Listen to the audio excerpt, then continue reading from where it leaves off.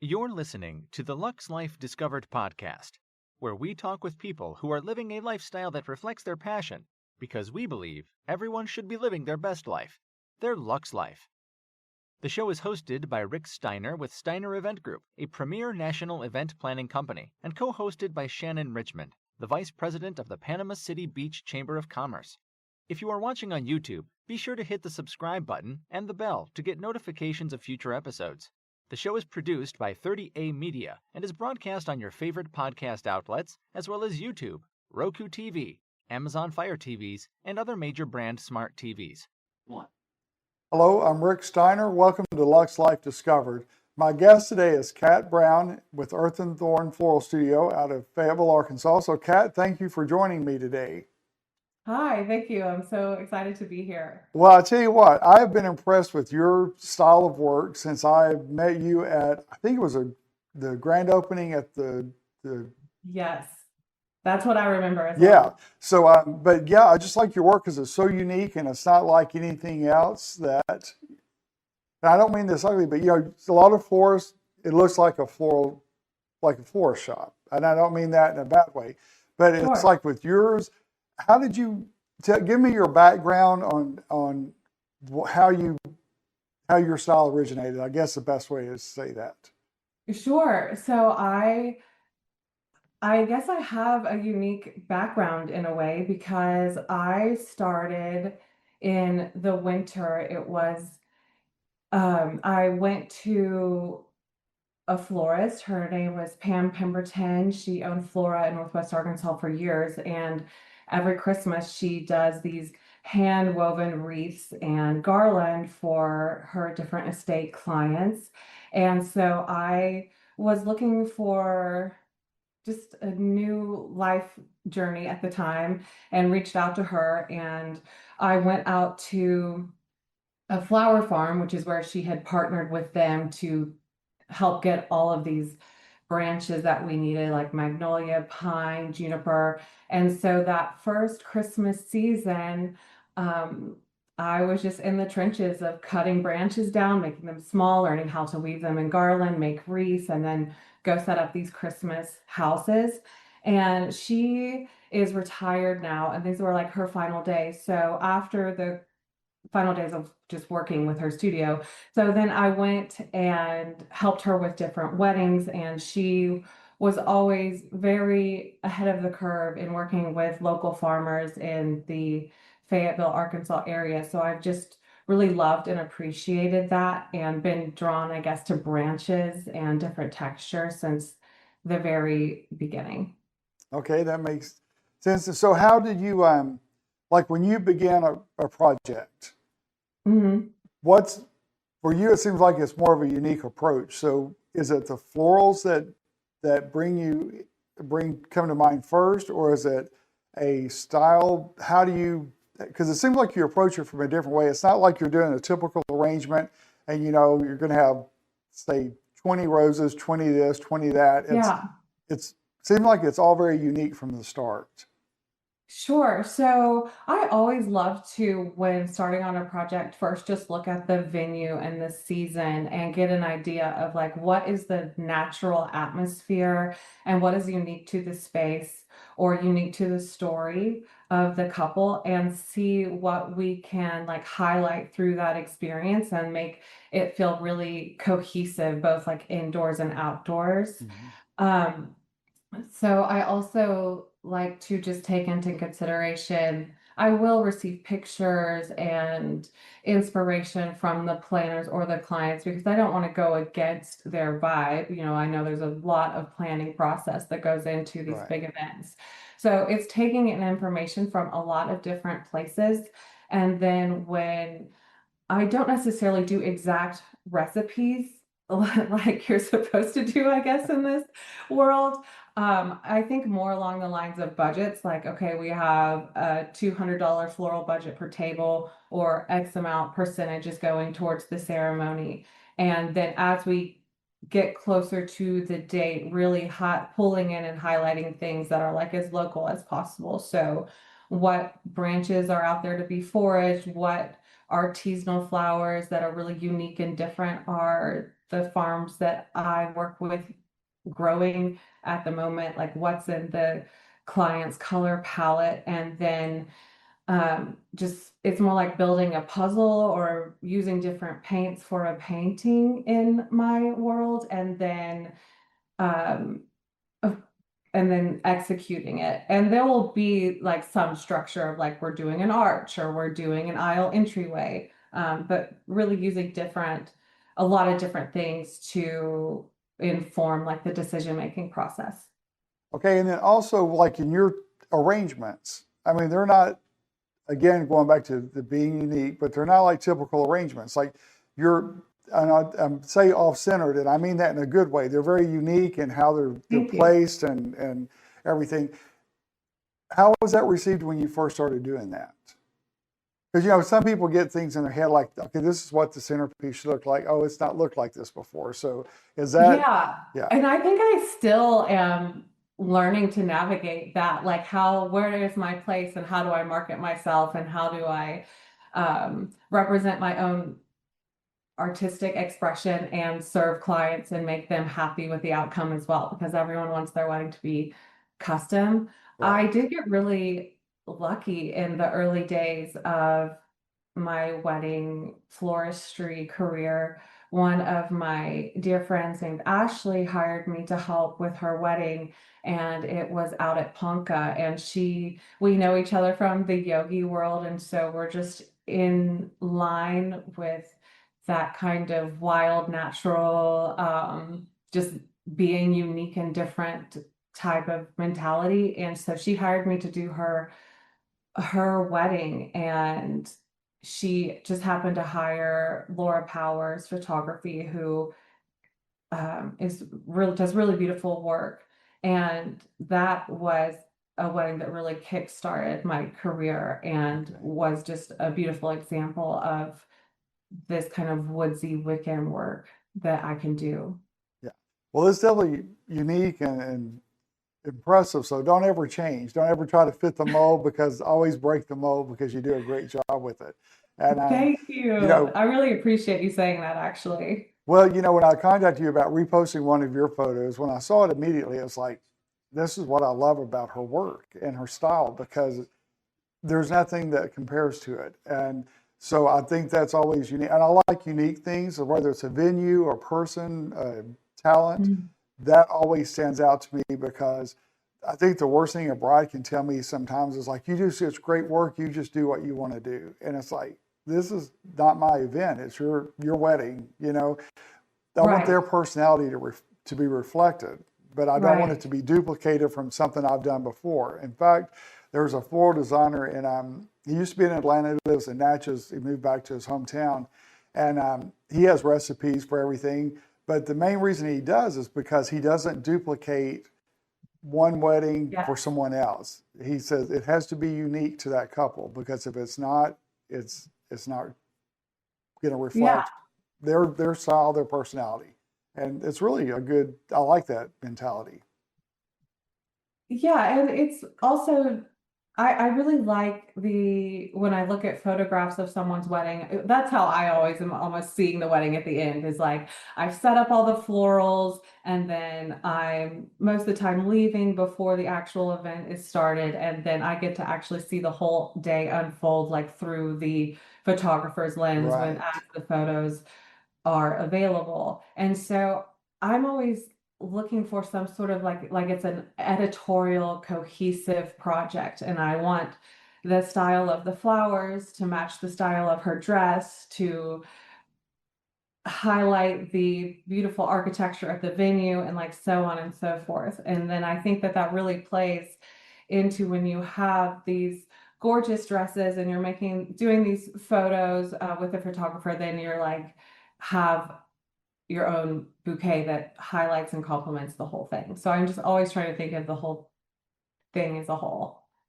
All right. And you don't have to give like an example, but have you ever, like after you've set up for a wedding or done a bridal bouquet, and then see the pictures later and it's like they've changed things? Like, have you ever had that? Yeah. Yeah, I'm always self-editing, I guess, and looking at the end result and saying, if I could go back, what are some things that I might change, or what do I feel like I could have done better, or did that frame the aisle the way that like I hoped that it would, and Right. taking away just some self-criticism. Or I always am paying attention to like how flowers do individually. Like, are there certain um varieties that just don't make it well while being transported in the heat? Or, I'm always just like paying attention to anything that I feel like could be an improvement, or maybe it will help spark some inspiration for another project down the Right. line. Oh, that's a good way to look at that.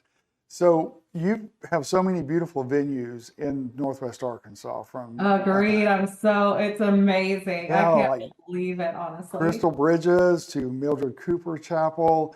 Gosh, the Grand at Willow Springs is such a blank canvas. So with so many different options there as well. And buildings like we were talking before we went on the start of the podcast. You do a lot of work with the University of Arkansas in their event division. Yes. So that has to be interesting and challenging at the same time, because people don't understand. If you're not from the area, you don't understand the diversity that is in Northwest Arkansas, and the amount of clientele and caliber of clientele that come to Fayetteville, Bentonville, because of Walmart, Tyson, and the university. I mean, it attracts some high-end people to the area. Yeah, so I find it really interesting that I would say at least 50% of my brides are actually from out of state, Right. and they come here to um, get married a lot of times in these beautiful architectural places, whether it's the chapels, crystal bridges. There's other venues. There's so much that people can do. And Right. so instead of, they'll do like a destination wedding, but they'll have it here and they'll make a full weekend out of it, whether that's like mountain biking or going to a concert at the amp.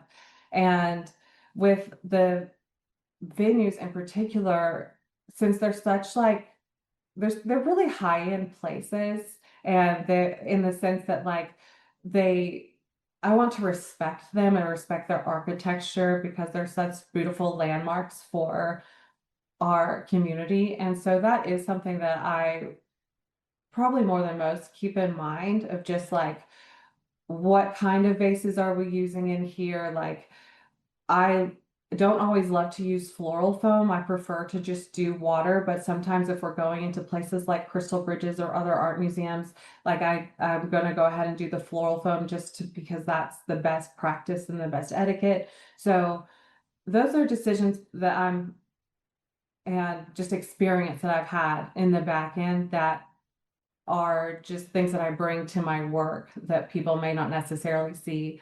And again, that's just because I want to make sure that the place is clean and that everything is nice and that we don't have any huge messes. And so a lot of times too, even if the design is rather large, in my mind, I'm like, how can I design the majority of this at the studio so that the majority of the mess is left at the studio, and then bring it in pieces to the venue and Right. set it up, the majority of it that way, and then like fill it in and do any final touches that need to be done. Maybe some things, a few stems didn't make it in transit, do those final touches. But I do feel so lucky to have these beautiful venues here. And I think it's a great place to consider getting married if you're looking for that like romantic, ethereal options, and while having like some great places for your guests to stay Oh, yeah. without doing the entire like international commitment. Right. Yeah. I've done a couple of weddings out at Mildred Cooper Chapel, Memorial Chapel. Yes. How did you find that? That is such a unique venue to begin with. And it's one of those where it doesn't take a lot of decoration, because you don't want to mess up the beauty of it. So Yeah. is that a huge challenge for you sometimes when you have a venue like that? Because you can go, very high end with it, or you can keep it very low end and just focus on the beauty of the glass and the architecture and the scenery. So how do you approach something like a venue like that, for example? So I actually, a lot of times, because when you rent that place, you get very little setup time. You only have like True. 30 or 45 minutes before your Yes. wedding That was the time. biggest shock for me, the first one I did there. I've got how long? It's like, Yeah, wow. Yeah. exactly. And during that 30 to 45 minute setup time, that's actually when the photographer is in there with the couple getting those Right. like pre-ceremony first look shots. So I'm always open to talking about doing larger designs in there if that's what they want. We would probably need to extend further the rental time, Hmm. which is an option. But honestly, for the majority of my clients that are getting married in those beautiful chapels, I tell them that the bouquets are plenty and the space is beautiful. And let's just go ahead and roll that flower budget over to the The reset. party Yes. Yeah, I and agree. use it on your head tables or make your centerpieces larger for your guests to enjoy them. Um, there are so many options that you can do like at the reception, and it's for a lot of reasons. I just feel like you said, the chapels are beautiful, they're architectural, you already have like beautiful photography moments, Right.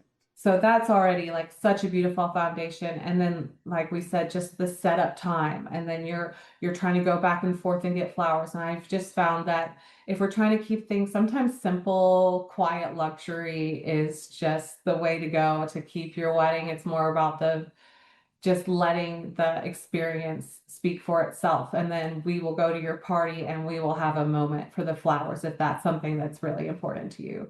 So where do you see brides, in your opinion, where are brides spending more of their floral budget now?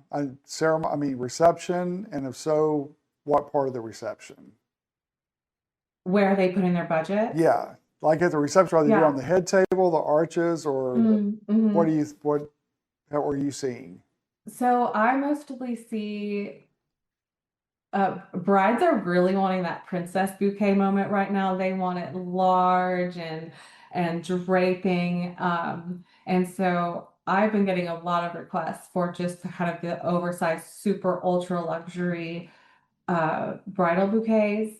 And for the budget, I see a lot of it going into the reception. I guess it depends where the venue is. True. But if you're getting married in one of the chapels, I see the majority of it going to the reception, doing really beautiful table arrangements and just making that feel like it is for a wedding, for a gorgeous dinner for your guests. And I like spreading the flowers out almost as much as possible in a sense, like across tables, because I want everything to feel like it fits. So in my mind, with the budget after the bouquets, your tables are next.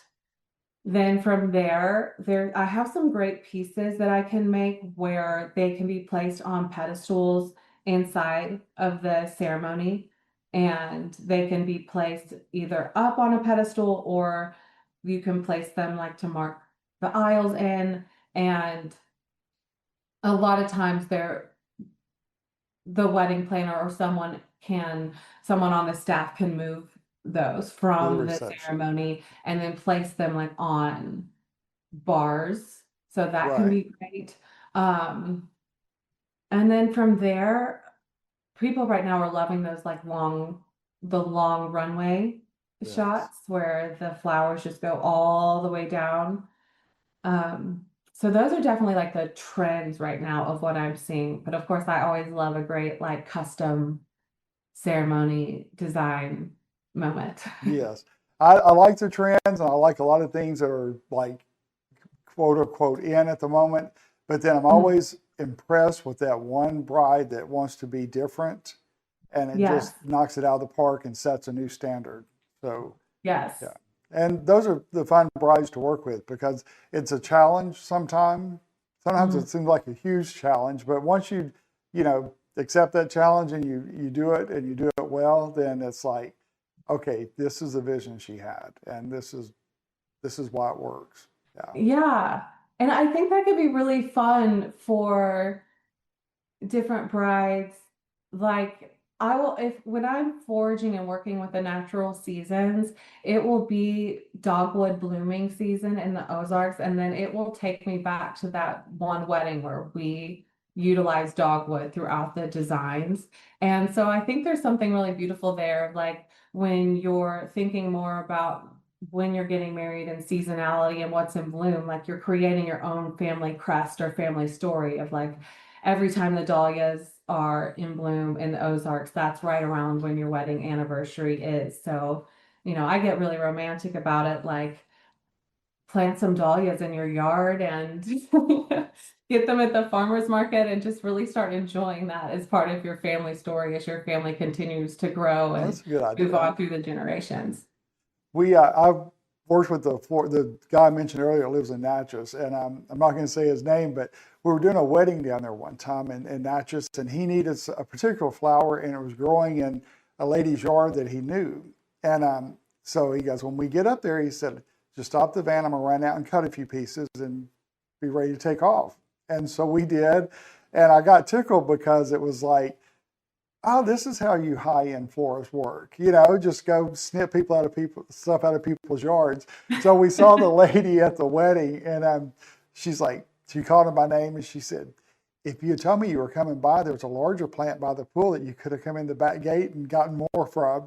And so she loved him doing it because everybody loves him in that area. So if they see him in the yard, they're just like, oh, get this too, and it's amazing how that works. But he's big on like doing the local and keeping it, natural as Yeah, possible. And so, yeah.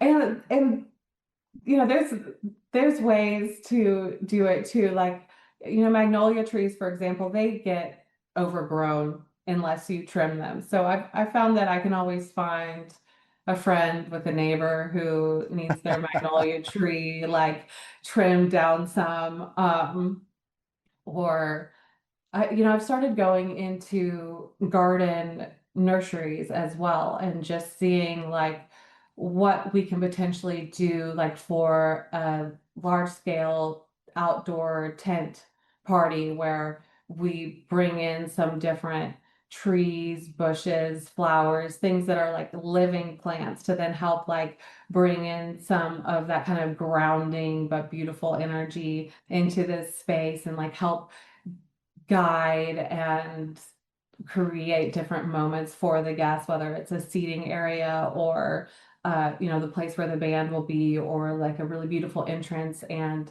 what I love about also approaching it with that idea in mind, or like the ability to do that, is then if this is an estate wedding like I've had before, then the client can actually keep a lot of the things that we've purchased, and then the trees that were brought in, like the dogwood trees that were brought in for the event, can then be planted in right.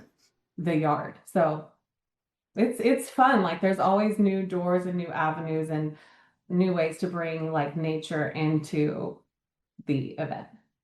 What do you think your biggest challenge has been with your? Yeah, I think my biggest challenge is definitely balancing my like love for local and working with seasonal varieties, and then also having these like large scale events that need like a lot of product all at one time. And then also just and then balancing that also with like the style that's being requested by like the wedding planner and the client. And so as much as I like love to do local and support farmers, I can't necessarily do that 100% of the time with 100% of the events. So it's fine. A lot of times it ends up being a balance of about, when everything's in season, about 40 or 50% comes from local, and then another 40 or 50% is flown in to just help provide more base for the event. And yeah, just communicating with clients that I am different and I am wanting to do something unique, because we're in an era where everyone loves to go to Pinterest and Instagram, and I do too, like to get inspiration of like what's out there and what's the big new thing. And so it's really easy to get caught up in like, well, this is what I want, and like we're all just kind of copying each other. And so just kind of taking a step back and figuring out the right way to showcase that type of work and find clients that are like really excited about doing something that's maybe like a little new age, I guess. Right. And then have you had clients want a particular flower or theme that's totally not the time of year for it when it's not in bloom locally, or have you had that issue? Have I ever had that issue? Yeah. Well, I try not to overly promise any flower. I've been doing this a while now, so I'm pretty good about like I know that peonies are in May and the dahlias are in like August and September, Yeah. and really Well, no, not explain. you necessarily, but a client that doesn't get that. Like she's Oh, dead set on like a certain flower, and it's like, well, that's not the time of year yeah. for it, you know. So Yeah, and sometimes, they want certain looks. I'm like, well, we can still get that vibe or that color palette. We'll find something from your inspiration that is what's really exciting to you, and we'll see if we can carry that note forward while also, we're just in such an interesting place because we don't have a big wholesaler here right, in Northwest Arkansas. So I see florists in Dallas or the coast, and I'm like, wow, you guys get to like get to walk everything. into Yeah, this big flower market, this yeah. giant wholesaler, and like really pick out things or have things in order. And if they don't come in, you have all these flowers at your fingertips. And so I'm always balancing like having flowers come in from multiple different places and different things that I can utilize to get the full order. Well, great. Well, listen, our time is up, but thank you so much. It's been a quick 30 minutes for sure. But we're Yeah. going to put your information on the screen. So we want people to definitely reach out to you, to your website, follow you on Instagram and social media. And you do weddings, corporate events, private events. Yes, I do all of that. Okay. And then I also am doing flower experience parties now, if anybody ever wants to do that. So you get to come in. I can either design your whole event with me and my team, or there's a new option now where we will host like a party for you with your closest family and friends, and you can be a part of the flower making process for your event, and then we will deliver and set them up. Oh, So wow. That's custom interesting. and Yeah. hands-on. That's good. In fact, you may be the first I've heard that's doing that. So that's pretty interesting. Yeah. Yeah, I have some clients that are just really excited about it. So I'm so excited to see where everything goes. Well, Kat, keep doing what you're doing because it's absolutely beautiful. And like I said, from the first time I met you at the grand opening at Grand Willet Springs, I was totally impressed and have been since then. So keep up setting the standard. That means so much to me. Thank you guys so much. Thank you for having me on your show. It's an honor to be here. You're welcome. Thank you. And make sure you reach out to Kat and see what kind of unique, beautiful highlights she can bring to your special event. So that concludes our episode of Lux Life Discovered. We will see you soon. Check out Lux Life Discovered on Facebook and Instagram and on 30a.tv. See you next time on Lux Life Discovered.